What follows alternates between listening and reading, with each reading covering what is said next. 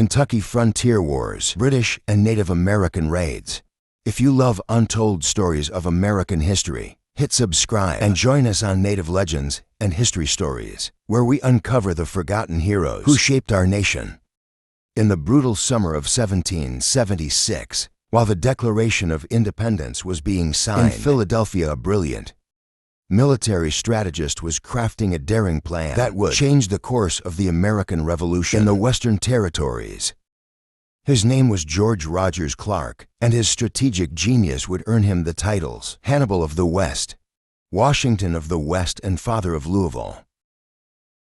The American Northwest Territory of 1776 was a vast, untamed wilderness stretching across what would later become Illinois and Indiana. While most American commanders focused their attention on battles along the eastern seaboard, Clark recognized a grave threat that others had overlooked. The British had established a network of fortified outposts across this territory.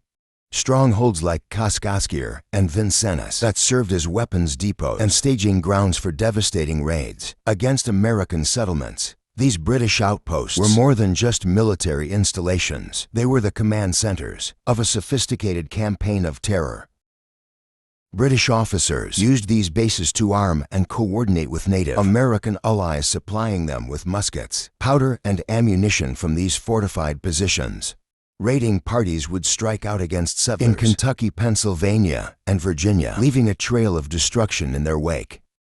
Farms were burned, families were displaced, and entire settlements lived in constant fear of attack. The British strategy was brutally effective. By keeping the frontier in turmoil, they forced the Americans to divert precious military resources away from the main theater of war in the east. The small, mobile bands of raiders were nearly impossible to track or engage in decisive battle, melting away into the wilderness after each attack, only to strike again somewhere else, weeks or months later.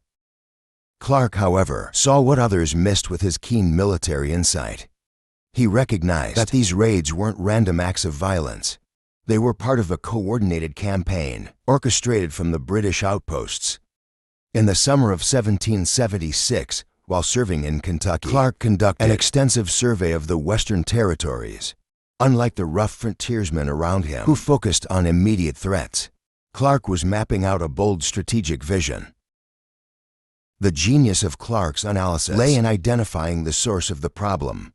The thousands of individual raids that plagued the frontier all flowed from the same wellspring: the British outposts that supplied and coordinated the raiders. Rather than trying to chase down each raiding party, Clark proposed striking directly at the heart of British power. In the Northwest, it was an audacious plan, especially given the resources at his disposal. The Revolutionary War was straining American military capacity to its limits, and the Western Territories were seen as a secondary theater at best.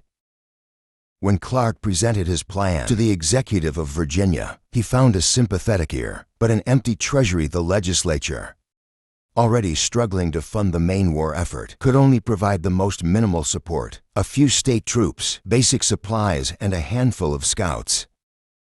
Most commanders would have abandoned such an ambitious campaign given such limited resources, but Clark's determination matched his strategic vision. He gathered his small force and began making preparations with extraordinary attention to secrecy and speed. His movements were so swift and carefully concealed that they would have impressed even military legends like Napoleon Bonaparte.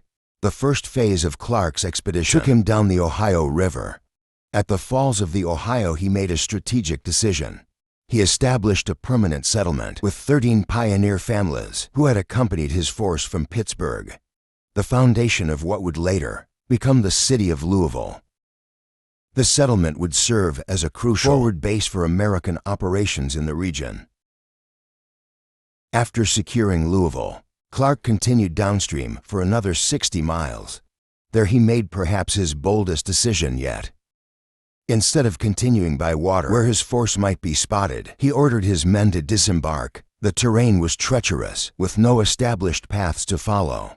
But Clark's leadership kept his force moving swiftly and silently toward their objective. The culmination of this remarkable march was one of the most stunning surprise attacks in military history. Clark's force emerged from the wilderness to strike at Kaskaskia with such complete surprise that it seemed to the British garrison as if the Americans had descended from the heavens themselves.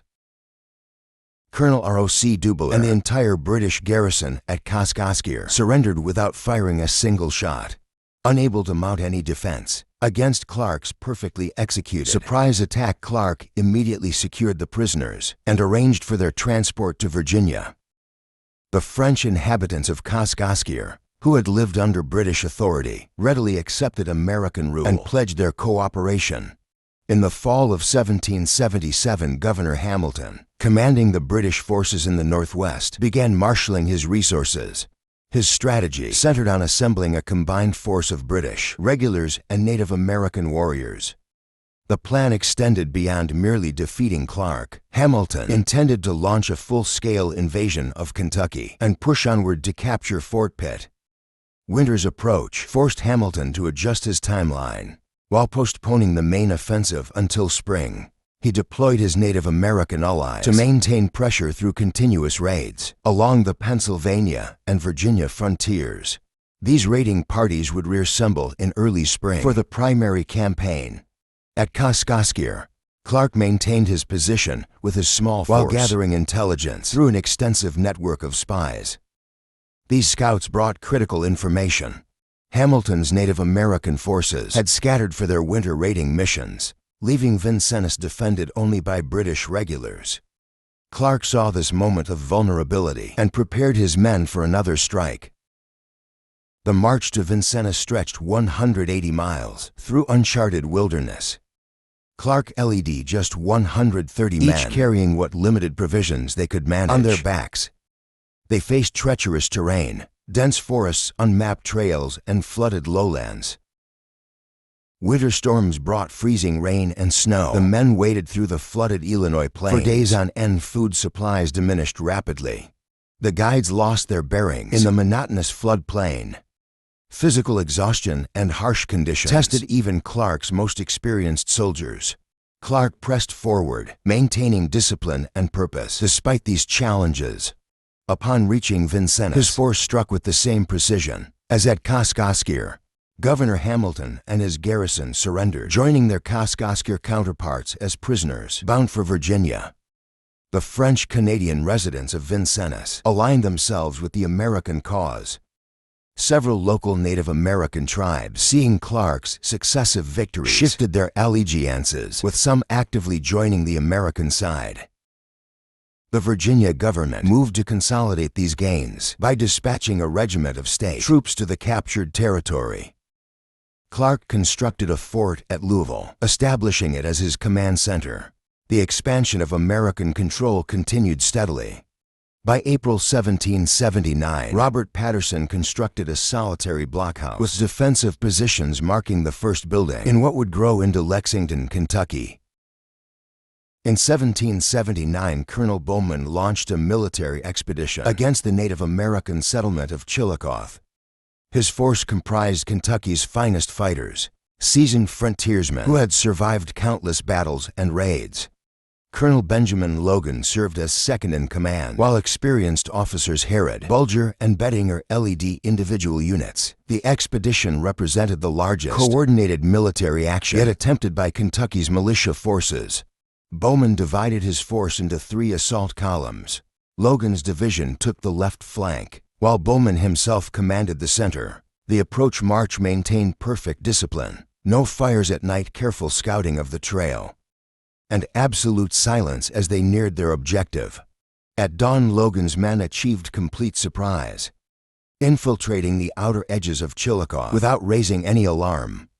The carefully orchestrated attack began to unravel at the crucial moment. While Logan's division pressed forward according to plan, Bowman's center column remained stationary. Minutes passed with no support forthcoming.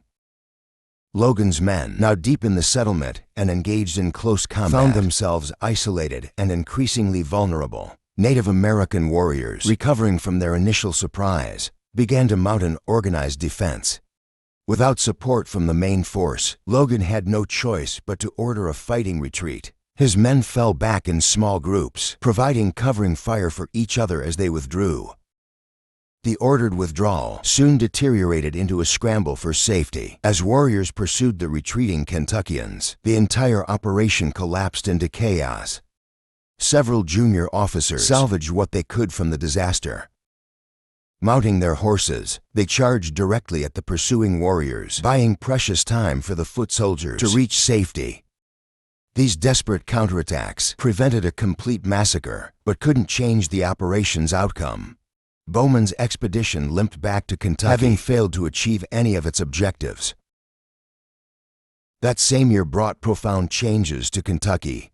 Through Virginia's new land law, the legislation aimed to establish order in the distribution of Western lands, but its implementation created decades of confusion and conflict. Virginia's legislature, despite good intentions in recognizing settler claims, made a crucial oversight. They failed to fund a comprehensive survey of the territory. Instead of systematic mapping and division of land into standard sections, the law allowed warrant holders to claim and survey land wherever they chose. Each claimant bore the cost and responsibility of their own surveys. The law demanded extremely precise descriptions of property boundaries, requiring technical skills that most frontiersmen simply didn't possess. Even experienced woodsmen like Daniel Boone and Simon Kenton, who could track game through hundreds of miles of wilderness, struggled with the laws demanding technical requirements. Their land claims, though based on intimate knowledge of the territory, often failed to meet the strict legal standards for boundary descriptions. The law declared any vague or imprecise land entries invalid, negating many legitimate claims. The practical effects rippled through Kentucky society. Settlers filed overlapping claims on the same parcels. Property lines crossed and recrossed each other. Multiple patents were issued for identical pieces of land. The resulting legal tangles filled courthouse dockets and drained settlers' resources through endless litigation. Between 1779 and 1781, Kentucky transformed from a hunting ground to a land speculation frontier. Professional surveyors became as common a sight as hunters in the wilderness. Their chains and compasses replaced animal tracks as the focus of frontier attention. Settlers and speculators alike braved Native American attacks and harsh conditions. In their rush to claim the richest lands, the law triggered a massive wave of immigration into Kentucky. Land hunters arrived by the thousands, many carrying multiple warrants to claim the most valuable properties. Each new arrival intensified competition for prime locations. River bottom springs and fertile meadows became the subject of fierce legal battles. By 1780, the flood of immigrants attracted hostile attention. Native American resistance intensified proportionally to the increasing settlement. Colonel Byrd, leading a combined force of British troops and Native American warriors, mounted the 1st Artillery, supported assault on Kentucky's stockade forts. The wooden walls that had repelled previous raids now faced the destructive power of cannon fire. Colonel Byrd's artillery bombardment reduced Ruddle's and Martin's stations to rubble. The British forces captured both garrisons intact, marking the first successful use of cannon against Kentucky's frontier defenses. The Native American warriors in Byrd's force, eager to press their advantage and attack other settlements, grew restive at the methodical pace of the British advance. Their increasing impatience forced Byrd to withdraw his forces, despite the tactical advantages his artillery provided. Colonel Clark mounted a decisive counterstrike in the fall of 1780. Gathering his state troops from Louisville and every available fighter from Kentucky's settlements, he led an expedition into Ohio's Native American territories. In open battle, Clark's forces defeated the assembled warriors, then destroyed their villages and food supplies. The expedition burned cornfields, demolished food storage, and laid waste to tribal settlements in direct retaliation for Byrd's spring campaign. November 1780 brought administrative changes as Kentucky's growing population required new governance structures. Virginia divided the territory into 3 counties, Fayette, Lincoln, and Jefferson. Each county established its own monthly court sessions and quarterly courts for common law and chancery cases. A network of magistrates and constables enforced local ordinances. However, serious criminal cases still required travel to Richmond for trial, as no court in Kentucky held jurisdiction over capital offenses. The flood of immigrants continued through 1781, driving land prices higher and intensifying speculation. Native American raiders adapted their tactics, striking in small bands rather than large war parties. These raids kept settlements in constant tension. No area was truly secure. Warriors would emerge without warning from the forest, attack isolated homesteads or travelers, then vanish before defenders could respond. Despite losing settlers to these attacks, the tide of occupation pushed steadily forward. The promise of Kentucky's rich land drew pioneers faster than raids could drive them away. May 1782 brought one of the war's most tactically sophisticated engagements. A band of 25 Wyandot warriors raided settlements around a Steele station, prompting Captain A. Steele to gather an equal number of defenders for pursuit. The forces met at Hingston's Fork of the Licking River, near present-day Mount Sterling. The battlefield terrain shaped the ensuing fight. A creek separated the opposing forces, making direct assault highly dangerous. Both sides took cover behind trees and fallen logs, establishing firing positions within 100 yards of each other for hours. They exchanged accurate rifle fire in a deadly contest of marksmanship. The casualties mounted steadily. By midday, each side had lost 8 men to the precise shooting. Captain A. Steele, seeking to break the stalemate, dispatched Lieutenant Miller with 6 men to cross the creek downstream and attack the Wyandot position from behind. As Miller's detachment moved right to begin their flanking maneuver, the Wyandot leader recognized the reduction in Estill's main force. Seizing this moment of vulnerability, he ordered his remaining warriors to cross the creek in force. The Wyandot charge caught Estill's weakened line off balance, with Miller's flanking force out of position and unable to return quickly enough to help. Estill's remaining men faced the full fury of the Wyandot attack. The close-quarter fighting became desperate. Still and several of his best men fell in the savage melee. The surviving Kentucky fighters were forced to abandon their positions, leaving their dead and wounded on the field as they retreated. The Battle of Estill's defeat, as it came to be known, demonstrated the tactical sophistication of frontier warfare. Both commanders had maneuvered their forces skillfully, but the Wyandot leader's decisive counter to the flanking attempt proved the decisive moment. The engagement showed that Native American leaders could outmaneuver experienced frontier captains in open battle. The casualties at Estill's defeat were severe. Captain A. Steele and most of his officers lay dead on the battlefield, with similar losses inflicted on the Wyandot warriors. The battle's impact rippled through Kentucky's settlements, followed by a series of escalating confrontations. Near the Upper Blue Licks, Captain Holder led 17 Kentuckians in an encounter with 20 Wyandot warriors. The skirmish ended in defeat for Holder's men, adding to the mounting losses among Kentucky's defenders. August 1782 brought the largest Native American force yet seen in Kentucky. 500 warriors, drawn from tribes across the Northwest Territory, moved south through Kentucky with remarkable stealth. They converged on Bryant Station without detection, surrounding the fort before anyone inside realized the danger. The garrison's response demonstrated both discipline and ingenuity. Their most pressing need was water. The fort's spring lay outside the walls. The women of Bryant Station undertook this dangerous task. Walking calmly to the spring, despite the hidden threat, they carried water back to the fort while maintaining an appearance of normal routine. 2 riders broke through the siege lines at full gallop, racing to alert nearby settlements. The garrison executed a clever defensive strategy. They concentrated their fire on the fort's weaker side, leading the attackers to believe this was where the defenders expected the main assault. This deception succeeded in drawing Native American warriors into exposed positions. A group of 16 mounted reinforcements charged through the siege lines at full gallop, reaching the fort without casualties. A larger group of foot soldiers attempted the same feat. Over 32 men tried to break through, but the attempt failed with significant losses.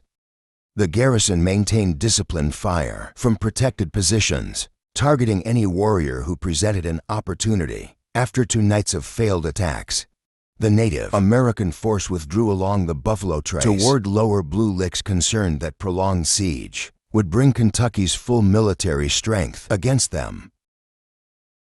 The response from Kentucky's settlements was swift. By the following noon, 160 militiamen had gathered at Bryant Station. Among the assembled officers were the most experienced frontier commanders in Kentucky. Colonel Todd, Colonel Trigg, and Daniel Boone provided senior leadership, supported by Majors Harlan McBride and Levi Todd. Captains Bulger and Gordon joined the council, along with 45 additional commissioned officers and the controversial Major McGarry. The command council faced a crucial decision. Colonel Logan was gathering a substantial force at Lincoln, just 24 hours away. Major McGarry, despite his reputation for aggression, argued for waiting for Logan's reinforcements. His caution went unheeded as the other officers, eager to engage the withdrawing warriors, voted for immediate pursuit. On August 18th, the force departed Bryant Station, pushing hard on the warriors' trail. By noon on August 19th, they reached the southern bank of the Licking River, where they caught their first glimpse of the warriors they had pursued with such determination. On the northern ridge, several Native American warriors stood in plain view. They observed the large Kentucky force with casualness, studying them for several minutes, before withdrawing unhurriedly beyond the ridgeline. Even the most inexperienced scouts among the Kentuckians recognized this behavior as a calculated display. The 160 Kentucky fighters faced an immediate tactical decision.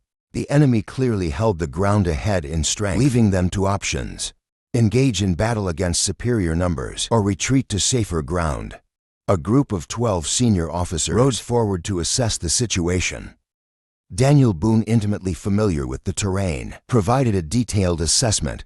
He identified a likely ambush position, approximately 1 mile past the river, where the watercourse curved in an irregular, elliptical shape.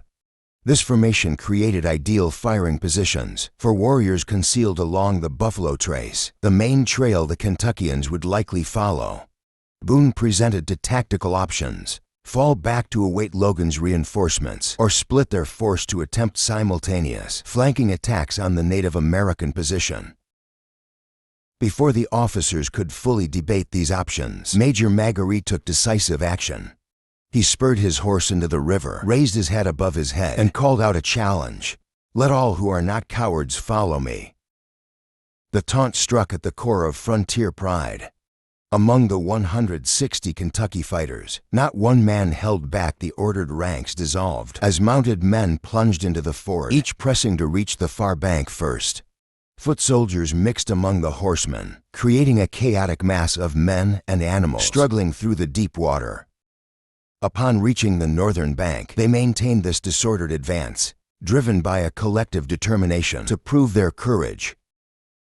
McGarry continued to lead the charge with Boone, Harlan, and McBride close behind. The Native American response was devastating. Concentrated rifle fire erupted from concealed positions ahead of the advancing force. The lead elements halted, seeking what little cover they could find while attempting to return fire. As the center and rear elements pushed forward to support the van, they crowded onto exposed ground along the rocky ridge. Native American warriors, positioned in ravines on both flanks, caught the Kentucky force in a deadly crossfire. The Kentuckians found themselves in an untenable position.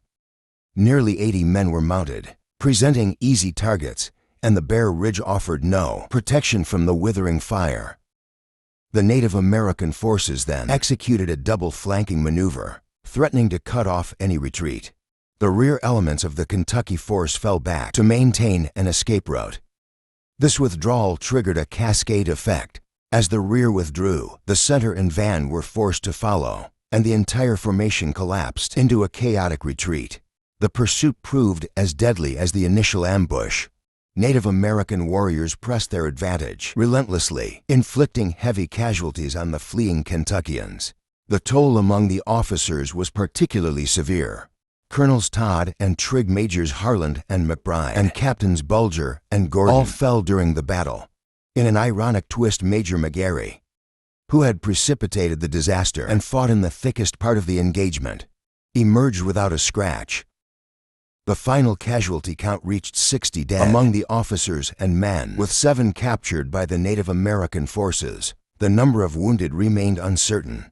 As many men scattered during the retreat, the first survivors reached Bryant Station that night, where they encountered Colonel Logan, arriving with 450 reinforcements. Logan held his position at Bryant Station, gathering survivors as they struggled in. Before advancing to the battlefield to recover the dead, Colonel Logan's force gathered and buried their dead at Blue Licks. After confirming that the Native American warriors had withdrawn across the Ohio River, placing them beyond effective pursuit range, Logan led his troops back to Bryant Station and released them from service.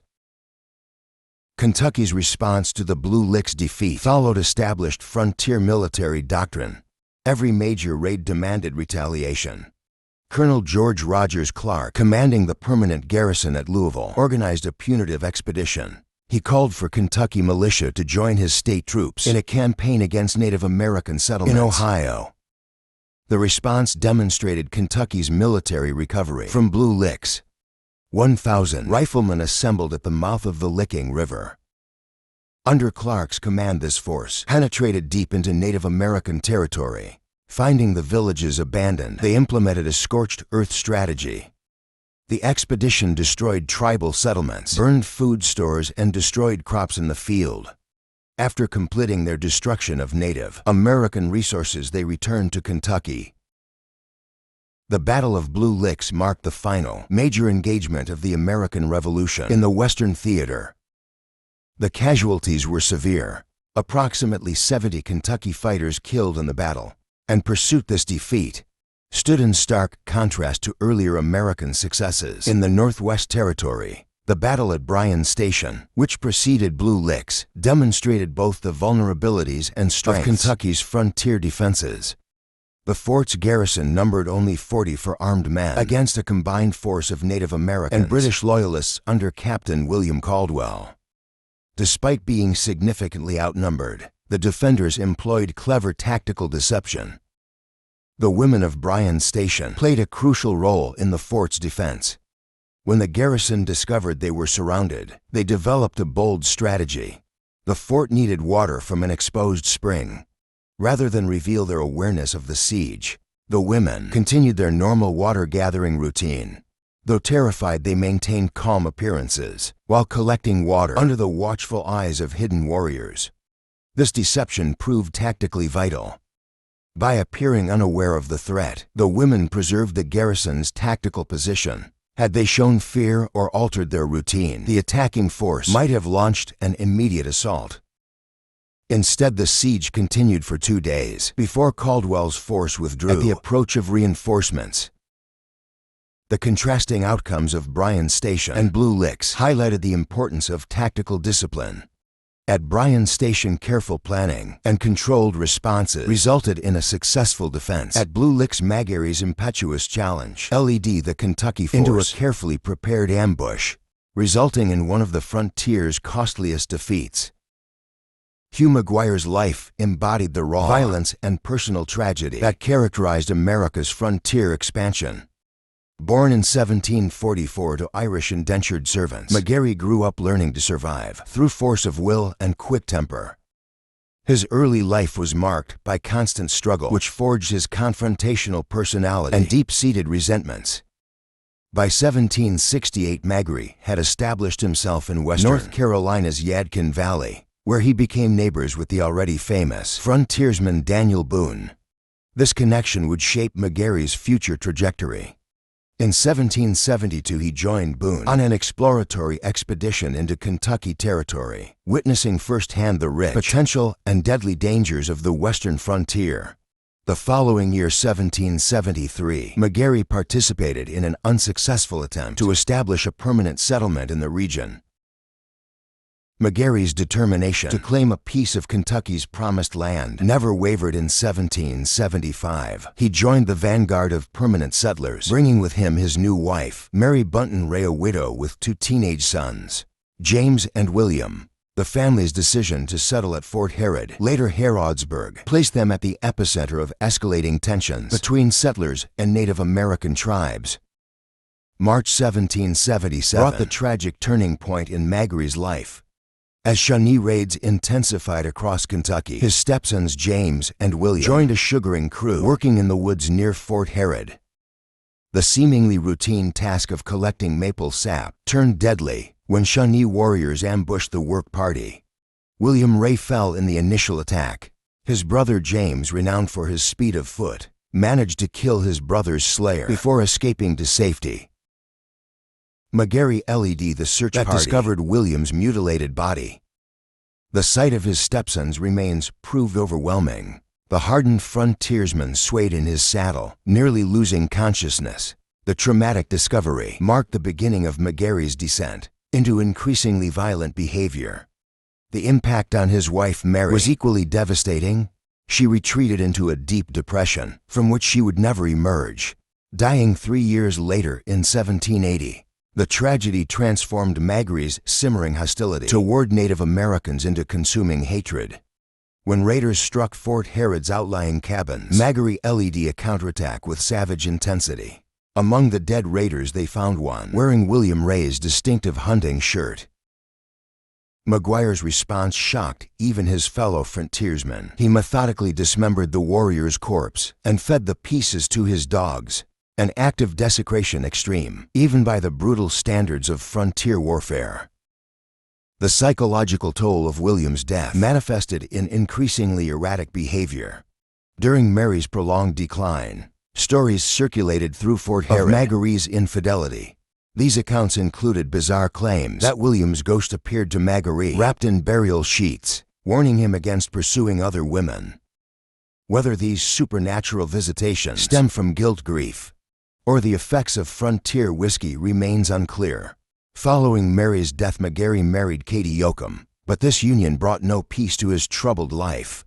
The couple's relationship devolved into frequent public quarrels, with Magary's violent temper on full display. His confrontations extended to Katie's family. In one notable incident, he threatened to shoot her brother's dam gourd, frontier parlance for threatening to kill. The constant presence of alcohol, a standard feature of frontier life, likely exacerbated Magary's volatile personality. Magary's reputation in the community continued to deteriorate. Beyond his personal conflicts, he developed a reputation for reckless gambling. In 1781, authorities charged him with organizing and betting on Sunday horse races, activities that violated both religious sensibilities and civil order. The Virginia court's verdict was damning. They branded him an infamous gambler and barred him from holding any position of public trust or honor in the state. Despite his personal failings, Magary maintained his position among Kentucky's frontier fighters.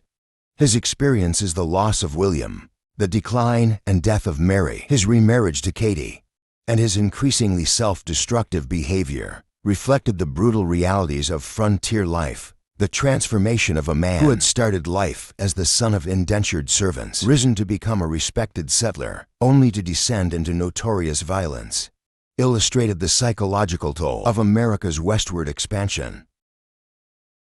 Magary's struggles with alcohol intensified over time, fueling both his violent outbursts and periods of dark depression.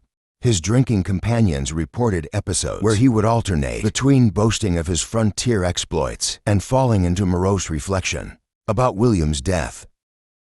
The combination of personal tragedy, alcohol, and the constant stress of frontier warfare created a volatile mixture that repeatedly erupted in violence. The community's attitude toward Magary became increasingly ambivalent, while his fighting skills remained valuable for frontier defense. His unpredictable behavior and hair-trigger temper made him a liability in civilian life. His fellow settlers maintained a wary distance, never knowing whether they would encounter the skilled frontiersman or the vengeful, drunken antagonist. This social isolation likely contributed to his continued spiral into excessive drinking and violent confrontations. The autumn of 1781 marked a decisive shift in the American Revolution. While Lord Cornwallis's surrender at Yorktown effectively ended British operations in the East, fighting continued unabated on the western frontier. Major Hugh Magary found himself at the center of one of the war's final and bloodiest engagements. In August 1782, a combined force of 50 British Loyalist Rangers and 300 Native American warriors from the Great Lakes region mounted an attack on Bryan's Station, near present-day Lexington. The attackers lost their initial advantage of surprise and lacked artillery to breach the fort's wooden walls. After several days of burning outlying buildings and killing livestock, they began a withdrawal toward the Ohio River. A relief force of 180 Kentucky militiamen assembled to pursue the retreating raiders. This pursuit force included some of Kentucky's most experienced frontier fighters, including the legendary Daniel Boone and Major Hugh McGuire. Colonel Benjamin Logan was gathering additional reinforcements, with the renowned scout Simon Kenton serving as his guide. During the Council of War at Bryan's Station, Magaree, despite his reputation for aggression, advocated waiting for Logan's reinforcements before pursuing the raiders. This uncharacteristic caution earned him a sharp rebuke from Colonel John Todd, who questioned his courage and ordered an immediate pursuit. Magaree rode out with the force, his commander's words clearly rankling. The pursuit force encountered troubling signs. Daniel Boone and other experienced scouts noted that the raiders' trail was suspiciously obvious. The withdrawing force made no attempt to conceal their route or split into smaller groups, tactics that experienced warriors typically employed. The clear trail seemed deliberately laid, as if inviting pursuit. On August 19, 1780, the Kentuckians reached the southern bank of the Licking River. Boone, drawing on decades of frontier experience, warned that the terrain ahead was perfect for an ambush.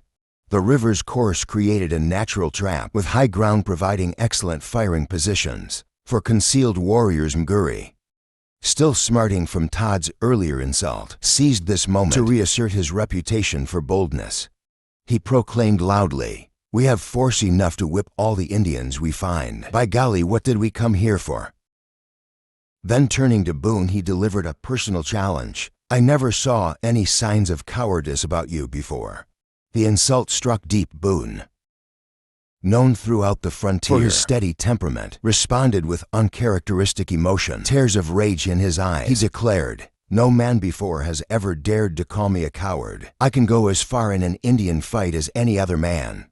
Magaree raised the stakes further, shouting for all to hear them, "That ain't cowards. Follow me and I'll show where the yellow dogs are."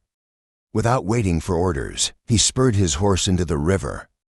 The entire Kentucky force, caught up in the moment and unwilling to appear cowardly, followed him across. Boone, even as he joined the charge, called out a grim prophecy, "Come on, we are all slaughtered men." His words proved prophetic. As the Kentuckians reached the far bank, devastating rifle fire erupted from concealed positions. The ambush was perfectly executed, catching the mounted men in exposed positions. With no cover, battle quickly became a slaughter. 70 Kentuckians fell in the initial volley and subsequent pursuit. Colonel Todd, who had questioned Magaree's courage at Bryan's Station, died in the engagement. Among the dead was Israel Boone, Daniel's son, killed by a musket ball to the neck. The second of Boone's sons lost to frontier warfare. McGuire survived the battle unscathed, though he found himself at the center of bitter recriminations afterward. When blamed for precipitating the disaster with his impetuous charge, he deflected responsibility. He claimed that other militia commanders had pushed for immediate pursuit, hoping to engage and defeat the raiders before Logan's reinforcements could arrive and share in the glory. The aftermath of Blue Licks left deep scars in the Kentucky settlements. The loss of 70 experienced fighters represented a significant portion of the frontier's defensive strength for the survivors. The battle highlighted the deadly cost of allowing personal pride to override tactical judgment. Magaree's role in the disaster added another dark chapter to his already controversial reputation in frontier society. The battles of Kentucky's frontier shaped American expansion westward through individual choices and their consequences.